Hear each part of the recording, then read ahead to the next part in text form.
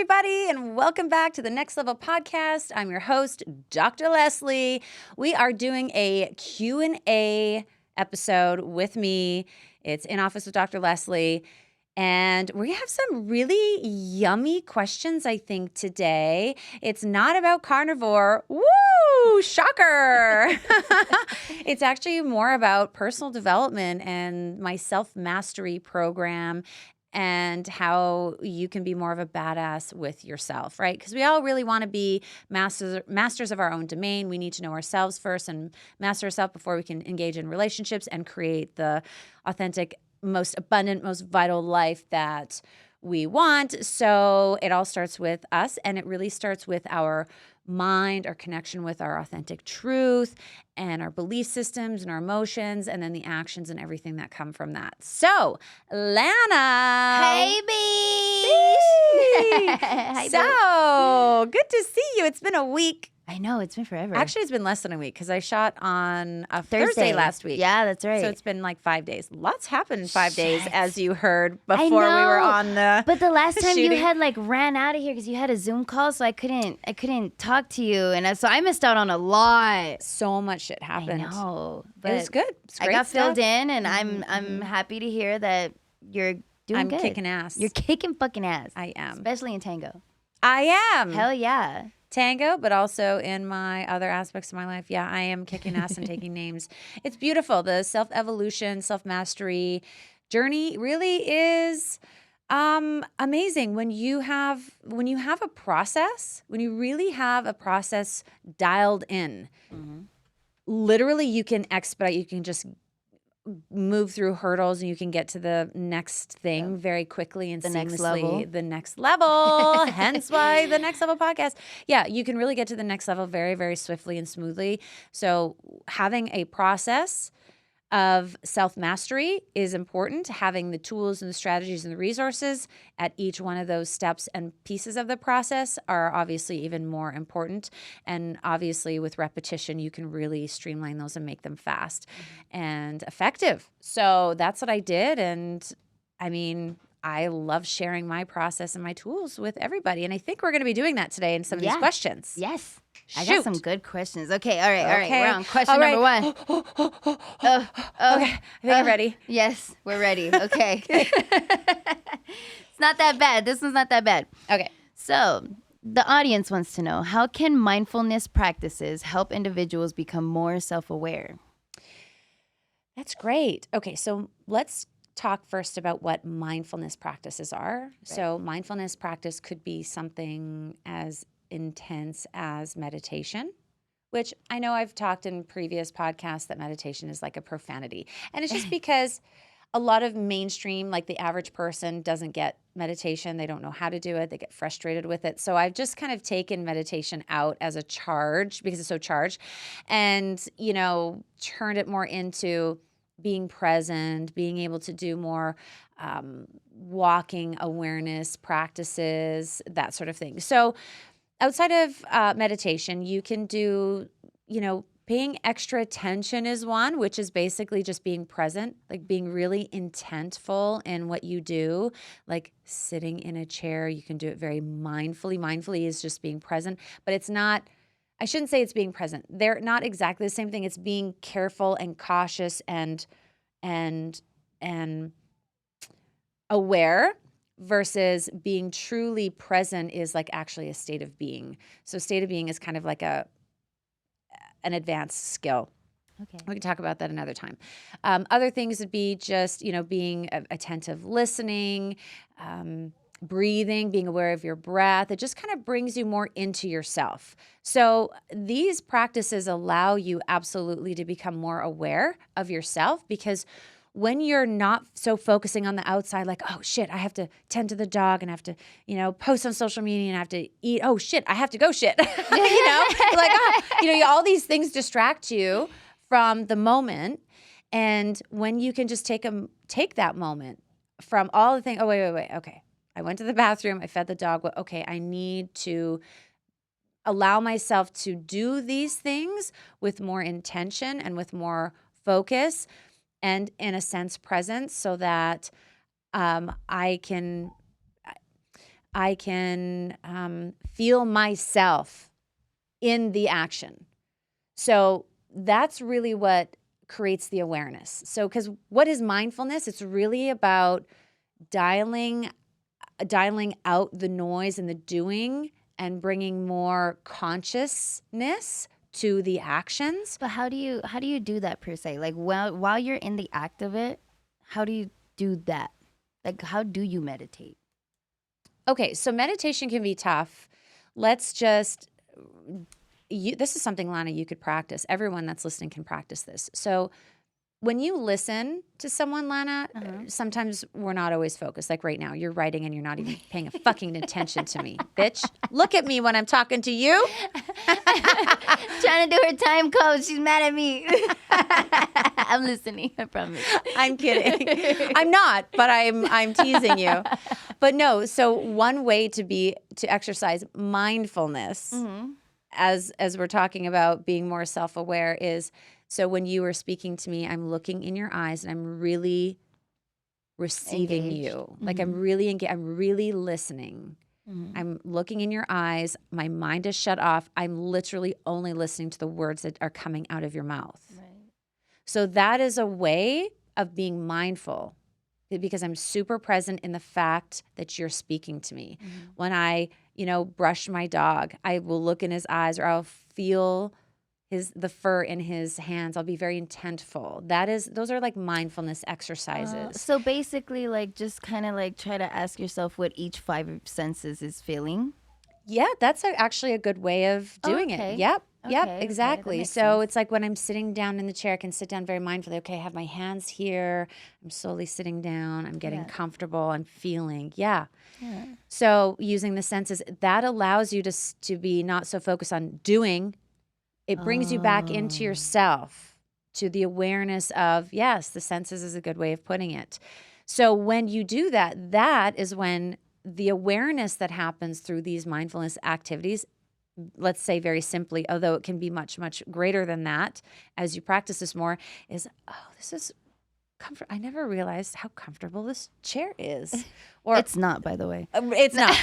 Or, oh, you know what? This is really soft. Or, oh, you know what? My back actually kind of hurts. When you kind of like activate your senses, activate, engage in what you're doing. Or when I'm looking at you and you're speaking, I will see your eyes and be like, holy, I did not realize you had that speck in your eye. And then, and then that engages something. Then you respond to that. Oh, that's beautiful. Oh my God, she's a gorgeous human being. Oh, look at the way she spoke to me and her tone. Like you become aware of yourself because you start sensing and seeing things you couldn't see before. Yeah. Now, meditation is really an octave, I believe, above that. It's not really a mindfulness technique, I wouldn't say. Maybe some people do. The mindfulness community is kind of, I don't want to say it's primitive, but it's helping people to just kind of bring their attention back in. Meditation is kind of like a step above that, because that's really going deep. You have to really have a still mind and focus really at a deeper level inward. So like you said, mindfulness is more about the senses, the waking senses. Meditation is really about transcending the senses and feeling inside, connecting with a deeper part of you that is like almost sense void. It's like, oh my God, who am I? What speaks from inside of me? The higher self, God, the universe, the monkey in the tree, the alien, I don't care. Whoever it is that speaks to you inside, whoever you believe you are, you're connecting with a deeper place and sort of a more infinite wisdom or consciousness or source energy, whatever you call it. And then presence is like when you are so connected with yourself in the moment, it's beyond the senses. You are just being in a state of sort of bliss and love, and you're just existing, and you just see and experience things in that state. You're not focusing on the chair. I'm in the chair and I'm in total bliss and enjoyment of this moment, irregardless of whether I'm in the chair, on the floor, listening to you speak. It's a completely different state of being. Nice. I feel that. I like that. Good answer. Oh, well, thank you. Good answer. You would have thought a doctor came up with it or something. so, so next question is, what role does self-reflection play in developing self-awareness? And do you have any techniques to share? So self-reflection causing self-awareness. Yeah. In fact, I think that's a more powerful way of creating self-awareness You think so? is self-reflection. I think just because you're in an active process of self-analysis, whereas when you're mindful, it's more, I think, triggering. Oh.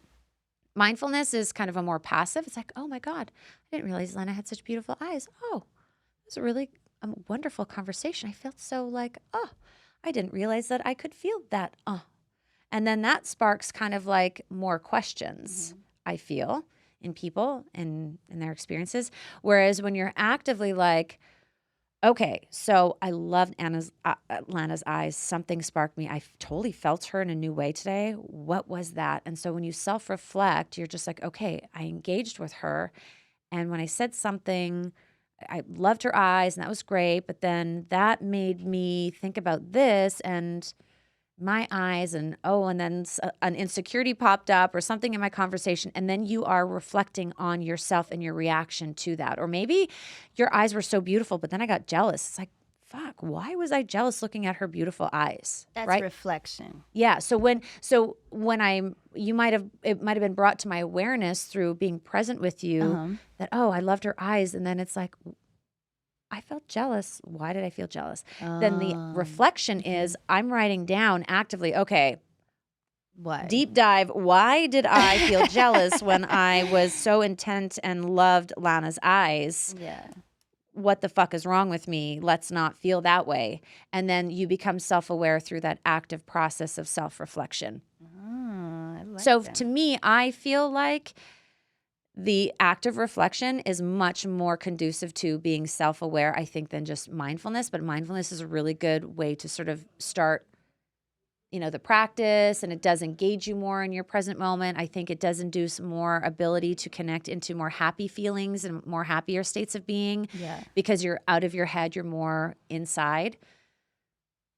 But like I said, when I'm relating it to like self-awareness per se in terms of creating self-mastery, which is what my objective is in this, I would tend to lean towards like more of an active reflective process. So self-awareness is when you like basically know something's wrong with you. Is that what you're trying? Like self-awareness is just knowing thyself. Like if I look at you and I see that you had these beautiful eyes and I'm like, wow, I didn't really realize how much I'm drawn to people's eyes, or, oh my God, her mouth. I've noticed when I listen to people intently, I, like some, or I'm in conversation, I say, and like all the time. I do that. Then you become self-aware because you're present, and then you're like, wow, I'm noticing that when I communicate, when I'm really focused, I get nervous or I get clam up and I can't, That's self-awareness. So you're becoming self-aware through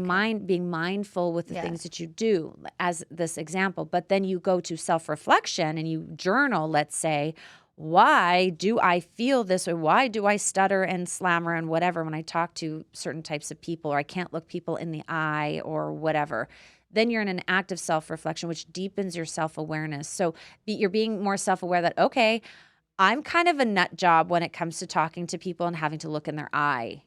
So, okay, that is something I became aware of about myself, that I'm a little insecure when I talk to people or look them in the eye, or if I'm talking to a girl who's prettier than me, I get like a little weird. You're becoming self-aware when you realize that you're being triggered in such a way. So like you said, self-reflection. No, wait. Self-awareness was the 5 senses. Mindfulness is like you're being very careful, cautious, aware of the things that you do. You're an active listener. You're paying close attention. You're not just doing and focus on the outcome. You're engaging your senses, which makes you kind of be more inner focused. Mm. Self-reflection is like the active process of saying, okay, That's asking the question. it's asking the question, why did I behave that way? Mm. What is going on when I did this? Or just saying or recognizing, you know what? I really enjoyed spending time with my girlfriends. I'm like a girly girl. I like that. That's a new I'm aware now of myself that I enjoy those things. Or it could be deeper, as in, you know, I'm an insecure person, or you know what? I became aware that I'm want to be a leader. I don't want to be a follower, Right. or whatever. I like that. So you get to self-awareness. You become more aware of yourself through Yeah. mindfulness or I like that. self-reflection. Okay, that was a lot to process for myself. I was really trying to like understand the differences because I'm like when I see self-reflection and self-awareness, I'm like that's the same thing. So thank you for clarifying. Yes, think of self-reflection as the tool, to self-awareness. To self-awareness. Yeah, okay. Because you have to be able to know who you are, which is being self-aware. Right. And the tool, one of the tools to do that is self-reflection, is to reflect or journal. You can fill in like journaling or whatever. And mindfulness is another way to be self-aware. To me, I think it's not as strong of a tool, but it's a good starting point. And I think mindfulness has other benefits other than just self-awareness. I love that. Love it. Thank you. You're welcome. Next. All right. So next question, the audience wants to know, how can someone distinguish between healthy self-awareness and self-criticism or self-doubt? That's a good one. Distinguish between healthy self-awareness Yeah, and because self-criticism. there's healthy self, because some people will be, I'm So- pretty. Yeah. Yeah, so that's actually good. It can be a fine line. Yeah. And so that's kind of what I was already hitting on before. I was focusing so much on the negative with self-awareness, but you also yes, you need to be aware of all your positive things too. And so that actually is where we need to dive into another aspect of the self-mastery process, is knowing how to understand your belief systems and changing your beliefs and your thoughts and your emotions. So when it's easy to get into, especially when you're on the personal development journey, to get stuck in the I'm fucked up trap. I mean, people get stuck there. They're just like, I'm on this endless cycle of personal development. I'm like, wow, get off the hamster wheel. There's a point when you don't have to do it anymore. When you've gone through that enough times, you're just in a habit now. You just believe that you still have more work to do. When we've gone through this, we've walked this bridge multiple times, you can just burn the bridge because it doesn't exist anymore. And it's okay. I was there too. I was on the hamster wheel going, I have been through this block many times. And it literally took one of my coaches that I work with to just say, Leslie, then let it go. Like just get off the hamster wheel. You have. Do you think a lot of people use that as like a pity party though? Because people are always like, yes. So not really a pity party. But I think most of the time people just think that they have more work than they need to. Okay. Some people maybe do, but I've known people for many, many years that are still trying to let go of something. I've been there too. You just don't know that you can finally let it go. And it's because they haven't changed the belief system around it. They still think they're broken. They just haven't raised their consciousness enough to trust and believe that they can let that go. And it's the definition that they have. Who am I then if I let go of the hamster wheel? If I get off the hamster wheel, who am I? Who are you if you are no longer on a personal development journey? That makes so much sense. It because really- I'm like, how some people are like so, like It scares the fuck out of them. If I'm not broken, who am I? Then I have to succeed. Then I have to have my shit together. Then I'm all the things that I've been working to. It scares people. Oh my God, that's so. This is so a clip right here. Writing down. So yeah, people will get stuck there consciously and sometimes subconsciously. There is also something that's called spiritual escapism. I think it's not even just spiritual. I think it's a personal development escapism where because they're still healing and they're still working through things, they can use it in a way as a scapegoat Ugh. for achieving their wholeness and their success. I think that's much, much lesser of the time that people are using it as an excuse or as a victim of their evolution process. Yeah. I think the majority of people, at least that I've worked with, they just don't know that they can get off the hamster wheel. They don't know how to. They don't know that they can. They don't trust that they're actually done the work. And again, I've been there so many times where I'm like, well, how do I know? How do I? Guess what? You went through it once. You went through the process. You changed the belief. You just have to trust and know the belief has changed. And you get to dictate that. When you just claim to yourself, the universe, whoever, and you just say, no, I'm just done with this. And you've replaced it with a new belief system, a new definition, it literally can be done. Right. You can literally put down the bag and burn the bag and move forward and just say, no, I'm not that person. I don't believe that. I changed my definitions. I changed my belief systems. Thus, my emotions around it have changed, and so are my actions. And when you demonstrate that to yourself, it's done. You don't have to doubt yourself. People just doubt so much. Well, how do I know that I've changed? Have I changed? Well, no, you just, when you make the plan and you commit to that and you've done the behavior once, it can be done. Yeah. We're just told, like in society, that it takes 21 days to change a habit. No, it's actually not. You can drop the habit. You can drop a belief. You can transform yourself in this moment in an instant, and it can literally be done. People just don't know that they can. Oftentimes they need a process, and they make this whole process of self-evolution such a big, challenging, lengthy journey. I have to go to the 5 retreats, and I have to do all of this for healing, and I have to meditate 19 times, and I have to do this spiritual for the next 5 full moons. No, you don't. You can if you want to. I'm not making fun of it. I've done all of the things where I thought I needed all these processes for many years.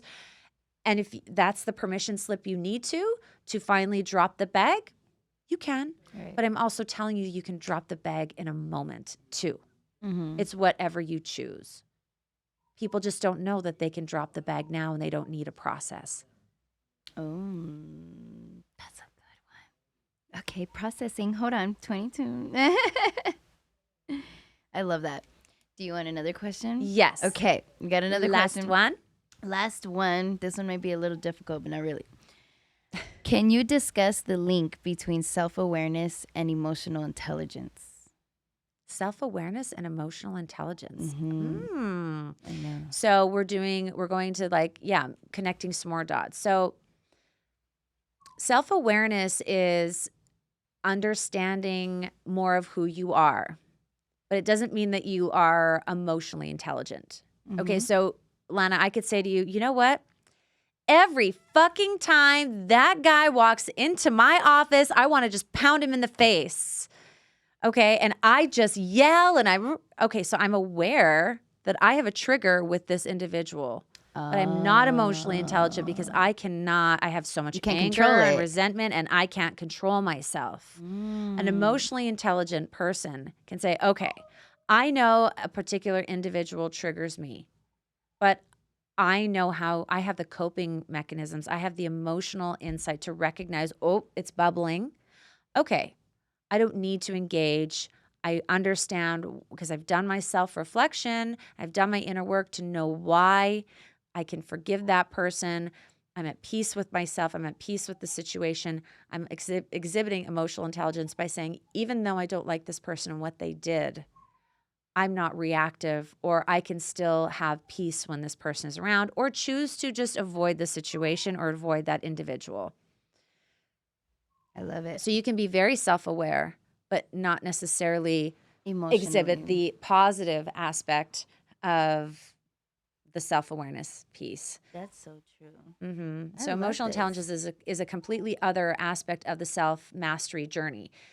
Right. So you want to have your mental beliefs, structures all on point. And then you want to be able to, obviously, when your belief systems change and your definitions change, your emotions are going to change. Right. So if I say this guy, hurt me and I don't like him and he's an X, Y, and Z, and it elicits a negative response, when I change it and say, you know what, he's insecure. he is not someone that I want to engage with. Right. I appreciate and I can understand that he's someone that's, encountering these difficulties, and I'm just not, I accept him for who he is, but I don't have to engage. Right. Your whole way that you're going to feel about him is going to change, and then your action will change too, and that's exhibiting emotional intelligence. Nice. But you also, sometimes you have to work on practicing certain emotional regulation techniques. But Right. really, when you change your beliefs and definitions, your emotions will change. It Yeah. just does. If you're afraid of something and you change your definition, you're like, oh, I'm not afraid. You're not going to feel the nervousness, the panic, the whatever. It just dissolves. That's so funny because that actually answers the question that I was going to ask you. I know, because I was like, how exactly does self-awareness impact people in their relationships and in their professional life and even like in a personal, like just by themselves? How self-reflection Yeah, like does? self-reflection and self-awareness. Yeah, it's very powerful because Yeah. when you start analyzing yourself through the self-reflective process, oftentimes journaling or talking out loud to yourself or whatever you want to do in your reflection, you can start, you're basically your own therapist. You start questioning why you're having these reactions and what are the feelings and the emotions you have, and then you can start asking questions. So I had developed this course called um, The Journey Back to Wholeness, Balancing the Four Elements of Love. Basically, it talked about, it's actually my remap process. Yeah. Reflection. God, I can't even remember anymore. I made this program a year and a half ago. I don't even use the acronym anymore. I think it was reflection, emotional conditioning, mental processes, action steps, and then progress check. Mm-hmm. So we really need to understand. We need to understand all the tools and the processes involved in being able to transform our lives, to transform our relationship with ourselves, change who we are to be, a better version of ourselves. Mm-hmm. So it's not just reflection, it's not just meditation, it's not just, our emotional intelligence, it's not just our belief systems, it's also our actions, it's also our gratitude and checking on our progress so we keep on that path. Right. And so that's why I came up with the REMAP acronym, because that really is the basic step-by-step that you need to utilize when you're doing any self-evolution or personal development journey. I mean, it's really all-encompassing. Right. So those are the steps, and reflection is obviously the first one. There are obviously, as we talked about, some tools to help reflect and get to the place where you can have that reflection. But reflection is, you always go back to it. If something triggers you, if something you experience, you become aware of about yourself or a relationship, you go to step one. You reflect, and then you get into, okay, what is the emotion that I have around this? You analyze your belief systems then that created the emotion, because it always starts with the belief. So the emotion is there, and then you kind of are backtracking. Okay, the belief is this that created the emotion. Okay, how do I change that belief to change the emotion? Yeah. And then, your actions are going to be aligned with your new belief. Perfect. Then you're going to demonstrate to yourself that you are different. You're taking a different action. And then you have to be progress checking. Okay, I did that. Today I did that. I had my different belief system. I acted differently. My emotions were different. And then you have gratitude or appreciation. Wow, look at how far I've come in the last week or the last month or the last 6 months, and really dwelling in that gratitude, because people will get stuck. People will get stuck and they'll doubt themselves, and then they'll get angry. And I've done this too, where I was just like, fuck this process doesn't work. I hate this and life, blah, blah, blah, blah. And it's because I wasn't progress checking. I wasn't being grateful and reflecting. I don't want to say reflecting. I mean, that's why I use the progress. I was not allowing myself to assess how far I came and having gratitude for all the work I did, because that at times in my journey made me stop reflecting. It made me stop meditating. It made me stop mindfulness, because I'm like, So you fuck overdo this. it? It's not working. Meanwhile, I just didn't take the time to go, Leslie, look at how much work you've done. You Right. just were a perfectionist. You were so busy focused on pushing.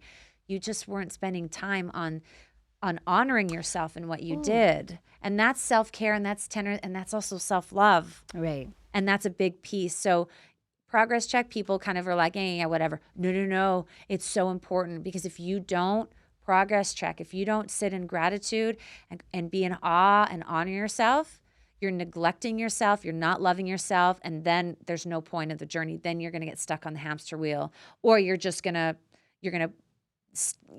take a jackhammer to the wheel and be like, I'm done. Yeah. And you're going to get cynical and bitter, and then shit goes really bad. No.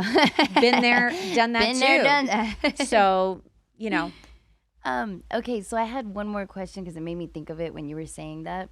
Sure. When you're like self-reflecting, like say you're self-aware and you're self-reflective and you know how to practice this stuff, right? Mm-hmm.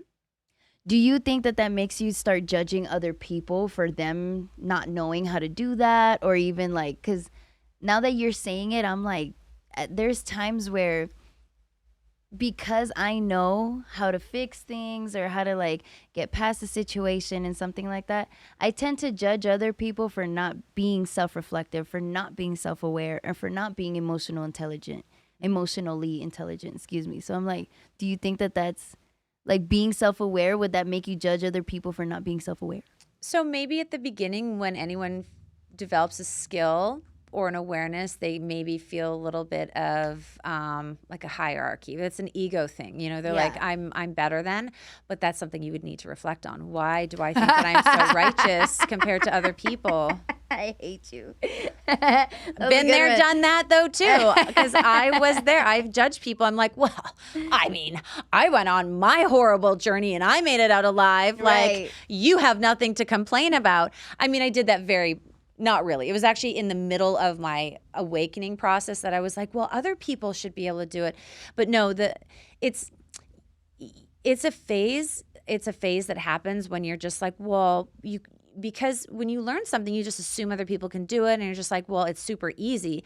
But as you get more and more sort of evolved, you can start seeing compassion in other people. So there does come a level in your journey where you start seeing, people just don't know what they don't know, and you end up evolving to a place of having compassion, and then you just keep your mouth shut and you can't judge, because you're like, because you just realize, I've been there too. And I know, some people just don't want to learn, or they can't learn, or, I mean, I've been so stuck. I've been humbled, Lena, multiple times. Just wait. Your ass will be so humbled, you will never judge anyone again. And that's usually what happens, because humans were dumb. You're going to be judging someone in your head or out loud one time, and someone is going to put you in your fucking place. And you will never forget that moment. You're like, I will never judge anyone again, because I just been schooled. Or it will happen to some degree, but as you also evolve more and more, and you kind of get more self-aware and more, just experience, it will just kind of be like, I know that I don't know everything, and what's the point of judging? Because, I mean, there's so much that I could judge myself for. I mean, I've just gone through so many phases where I realized I didn't know what I didn't know when I thought that I knew so much. And there's always another level. There's the next level. There's always another level. There's always another level. So how can I judge someone when they might be here, I might be here, but there's an infinite number of levels. So then I'm just judging myself. If I'm judging you, I'm judging myself, because there's another person who's above me that could be like, bitch, you're just you don't judging. even know. It's like judging yourself on the other level. It is. It's like when you're at the beginner, you're like, Beautifully said. And that's a really great way of looking at it. Like, would you judge yourself so harshly when you were at that level? Yeah, no. I mean, some people do, but that's not great. We don't then heal that part of yourself that needs to judge. Because if you're judging someone else, you are judging that part of you that was there. Yeah. And that's not kind. You wouldn't, we don't want to judge ourselves like that. And again, there's a part of you that is, because there's multiple realities existing at this time. There's a part of you, and across time, and that is already evolved beyond this, because you're going there. So there's a part of you that already exists on that level. Oh, little doggy's crying. There's a part of you that's already at that next level, that next level isn't judging you. You don't want to feel judged by that evolved part of you. Right. Yeah. No, you So- wouldn't. Yeah, that's so true. So yeah, you might judge, but just check it because you're going to be humbled. This was a great fucking episode. You have no idea how much I needed it. Like I selfish again for Lana. I know. It's just funny. I'm like, I was All like, the let good me just read off questions. questions really quick. And I'm like, oh my God, am I learning self-awareness of myself right now? Yep. It's Don't do good that. shit. It's good shit. The Yeah. self-evolution, the personal development journey it's for beautiful. real. It's not for the faint of heart, but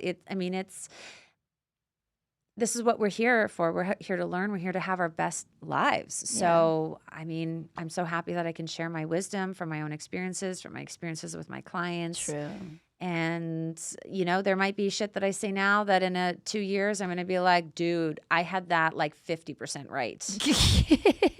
I might not. Right. Yeah. But I'll discover more and or my we're always perspectives learning. might change. right. But all of the things I share now were very, very helpful in me getting to where I am now, where I can be like, dude, this is how I created my success from there. But maybe the next level that I embark on, it's like, oh, these are the things that are going to be necessary when you get to that level. It's a beautiful thing. We're all at an amazing part in our journey. We can choose in this moment what our next moment is going to be, who we want to be, what our beliefs are going to be, how we're going to, like every moment, if you change anything about yourself or your process or anything, it changes your entire Everything. reality. Yeah. It literally can. I've done it. Like your belief, your emotion attracts and changes all things. Yeah.